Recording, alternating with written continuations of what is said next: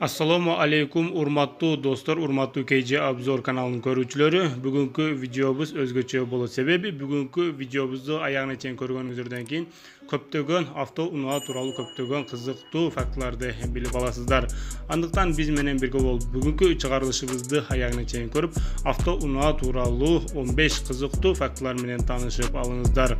Достор, бул видеону баштардан алдын сөзсүз мага жакты белгисин коюп, биздин видеобузду биздин каналыбызда колдоп кетүүнү unutmаңыздар. Biz videomuzda başladık.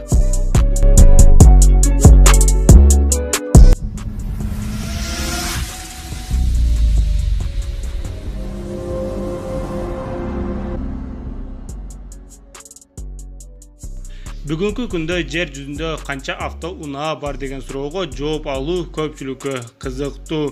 Бүгүнкү күндө жер жүзүндө адамдар 7,5 миллиард болсо, авто унаалардын саны 1 миллиард 200 миллионго жетет.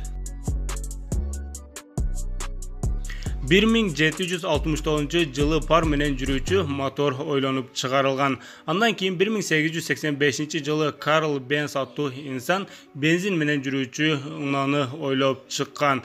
Кийинчерээк Карл Бенц аттуу инсан Mercedes-Benz үлгүсүндөгү авто унааны чыгарган. Мындай айтканда Mercedes-Benz үлгүсүнү ойлоп тапкан инсан бензин менен жүрүүчү моторду дагы ойлоп тапкан.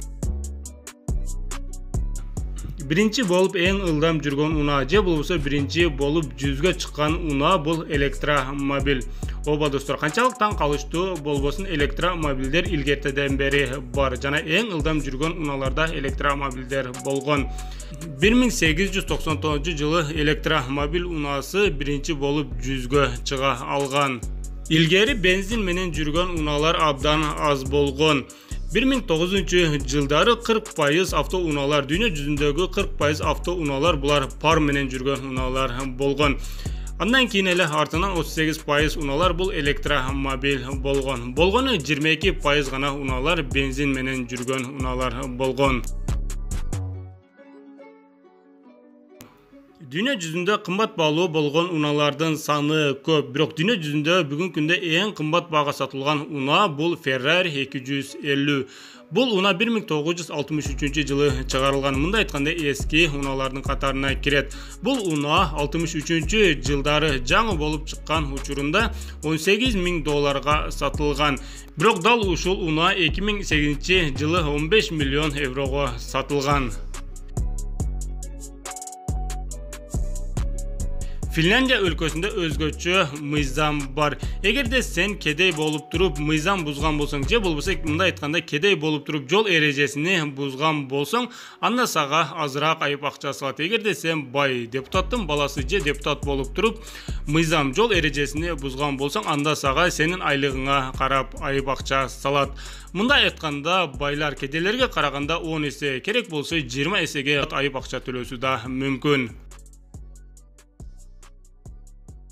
Dünya жүзүндө эң көп авто унаа чыгарган компания, авто унаа саткан компания бул Toyota. Андан кийин экинчи орунду General Motors компаниясы ээлеген. Үчүнчү орунда болсо Volkswagen. Volkswagen үлгүсүндөгү авто унаа кантип эле дүйнө жүзүндө 3-чү орунга чыгып кетти деп көпчүлүгү таң калышы мүмкүн. Бул суроо бизге да кызыктуу болгондуктан дал ушул суроого жооп издеп көрдүк. Бүгүнкү күндө Volkswagen компаниясына Audi, Skoda унааларда чыгаарыны көпчүлүгү билишет. Бирок дал ушул Volkswagen компаниясынан Bentley, Bugatti, Lamborghini, Porsche сыяктуу унаалар чыгардыгын көптүгө эле биле бербейт. Мындай айтканда жогорудагы айтылган авто унаалардын баары дал ушул Volkswagen компаниясына караштуу. Дүйнө жүзүндө авто унаа чыгарган адамдардын айтуусу боюнча бир күндө дүйнө жүзүндө 165 000 авто унаа жарык көрөт. Дүйнө жүзүндөгү эң ылдам жүргөн унаа бул бүгүнкү күндө Bugatti Veyron. Бул унаа саатына 431 км жүрө алат.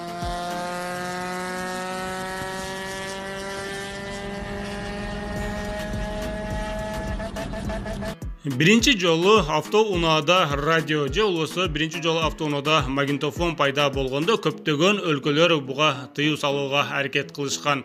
Алардын айтуусу боюнча магнитофон радиолор унаада айдоочуга тоскоол болорлугуну айтышкан. Бирок барыңыздар байкагандай эле бүгүнкү күндө бардык автоунааларда радиосу бар. Радиосуз автоунааны элестетүү да кыйын. 2010 жылы Кытайдын Пекин деген шаарында эң чоң пробка же болбосо эң чоң тыгын болгон. Бул тыгындын узундугу 100 километрге узарып, анда айдоочулар 288 саат пробкада турушкан. Барыңыздар эле билесиздер, бүгүнкү күндө автоунаада артты көргөзүүчү айнек ар бир автоунага сөзсүз коюлуусу керек. Ансыз автоунааны элестетүү да кыйын. Бирок бул айнек илгери болгон эмес. Бул айнекти автоунаа жарыш учурунда гонщик ойлоп тапкан. Тагыраак айтканда, унаасынын жеңилирээк болуусу үчүн дал ушундай артты көргөзүүчү айнекти коюп, артында олтурган, артында эмне болуп жатканды айтып берүүчү адамды түшүрүп салган. Дал ошол окуядан кийин автоунаага дал ушундай артты көргөзүүчү айнекти кое баштап чыгарышкан. Достор, бүгүнкү видеобузда жок дегенде бир жаңы нерсени уккан болсоңуз, сөзсүз бул видеого мага жакты белгисин коюп колдоп кетиңиздер. Биздин оюбузча KG Обзор каналынын көрүүчүлөрү булар баары унаа сүйүүчүлөр. Мындай айтканда, KG Обзор каналын көргөн инсандардын баары автоунаа жөнүндө жакшы билет жана автоунаа тууралуу кызыктуу фактыларды билесиздер деген ойдобуз. Ошондуктан достор, комментарийге эгерде бул видеодо айтылбай калган кызыктуу фактылар болгон болсо, сөзсүз жазып калтырыңыздар. Сиздердин комментариңиздер биз үчүн ар дайым кызыктуу болуп келген. Достор, эгерде сиздерге оор келбесе, бүгүнкү видеобузга мага жакты белгисин коюп жана KG Обзор каналына катталып кетиңиздер. Биз сиздер үчүн ушундай кызыктуу жана пайдалуу видеолорду чыгарууга ар дайым аракет кылабыз.